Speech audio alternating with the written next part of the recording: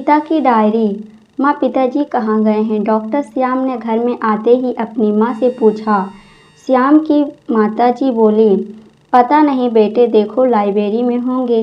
तभी श्याम की पत्नी सोनाक्षी बोली, आपने आज बहुत गुस्सा कर दिया पिताजी के ऊपर। बूढ़े हो गए हैं, उनकी उम्र का तो ख्याल किया करो। डॉक्टर श्याम, बूढ़े हो गए लेकिन हरकतें बच्चों जैसी करते हैं। बच्चों के साथ वीडियो गेम खेल रहे थे और शोर मचा रहे थे। इतना भी ख्याल नहीं है कि घर में कुछ लोग आए हुए हैं।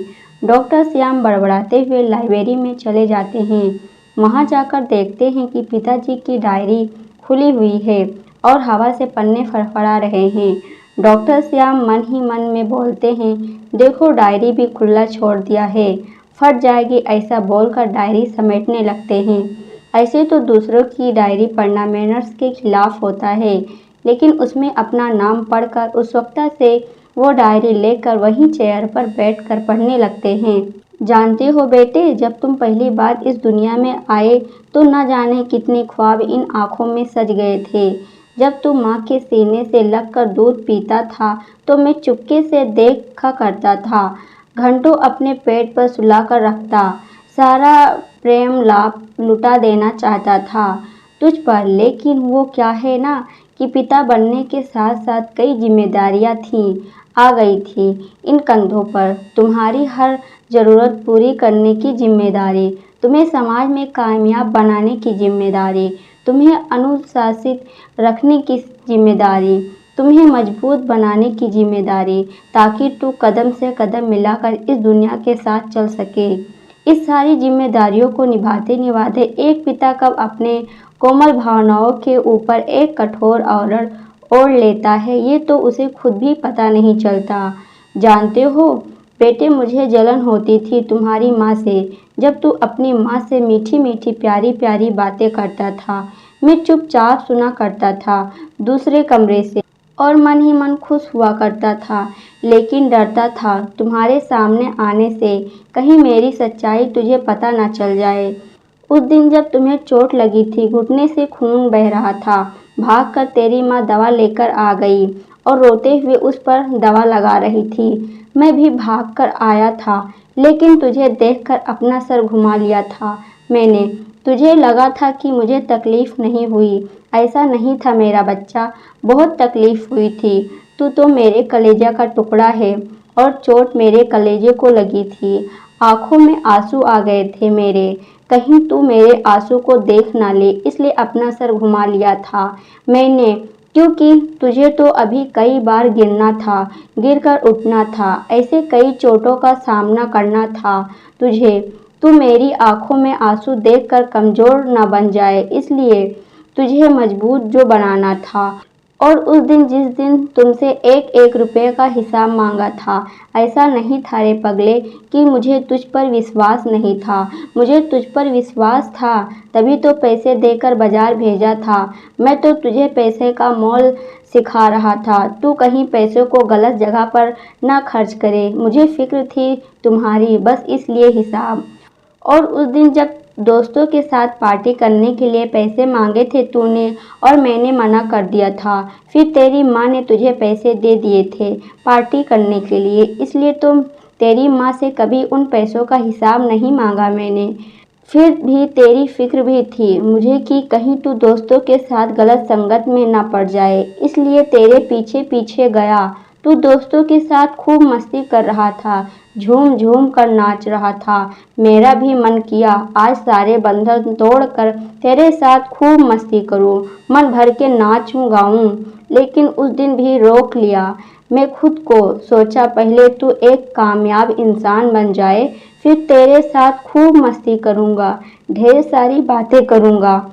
इसलिए दूर से ही तुझ में अपनी जवानी जी कर आ गया मैं। आज तू एक कामयाब इंसान बन गया है, सफलता तेरी कदम चूम रही है, लेकिन मैं ना रहा, क्योंकि मैं तो दादा बन गया हूँ, और तू नहीं रहा। तू भी एक पिता बन गया है, एक जिम्मेदार इंसान, घर की जिम्मेदारी, बच्चों की जिम्मेदारी, समाज की जिम्मेदारी। मैं हर परिस्थिति में तुम्हारी स्थिति को समझता हूँ, लेकिन तुम्हें मेरी स्थिति को समझने में थोड़ी देर लगती है। यही दूरी तो है एक पिता और पुत्र के बीच की दूरी। और क्या लिखूं मैं मेरे बच्चे, अंत में मैं बस इतना लिखूंगा कि तुझे मैंने तेरी माँ की तरह अपने शरीर के अंदर से नहीं निकाला, लेकिन तू मेरा अंश है। जिस दिन तू इस दुनिया में आया, मैं तेरे अंदर जीने लगा। तेरे चेहरे पर खुशी देखकर अपनी सारी थकान भूल गया। तेरे बचपन में अपना बचपन जीने लगा। तेरे चेहरे पर सुकून देखकर अपनी सारी मुश्किलें भूल गया। तेरे जवानी में अपनी जवानी जीने लगा। तू आज भी मेरी स्थिति नहीं समझ रहा, लेकिन मैं तेरी स्थिति को अच्छी तरह से समझ रहा हूँ। जब तू ये बोलता है कि पिताजी आप तो बच्चे के साथ बच्चे बन गए हैं, तब मुझे हंसी आ जाती है। तू मेरी इस स्थिति को भी नहीं समझेगा। जब तू दादा बन जाएगा, लेकिन तब शायद मैं इस दुनिया में ही नहीं रहूँगा। इतना पढ़कर डॉक्टर श्याम के आंखों के सामने बचपन से पिताजी के साथ बिताए सारे पल एक चलचित्र की भांति घूमने लगा। उनके आंखों में आंसू आ गए। तभी डॉक्टर श्याम को सोनाक्षी की आवाज़ सुनाई पड़ी। डॉक्टर श्याम ने पीछे मुड़कर देखा। उनकी माँ और सोनाक्षी खड़ी थी। डॉक्टर श्याम की माँ बोली, अरे बेटा, तेरे पिताजी यहाँ भी नहीं हैं तो कहाँ गए? डॉक्टर श्याम झट से अपनी आंखों से आंसू पोंछते हुए बोले, मैं जानता हूँ वो कहाँ होंगे, मैं उन्हें लेकर आता हूँ। इतना बोलकर डॉक्टर श्याम बाहर निकल गए। जा पहुँचे उस पार्क में जहाँ बचपन से उन्हें उनके पिताजी ले जाया करते थे।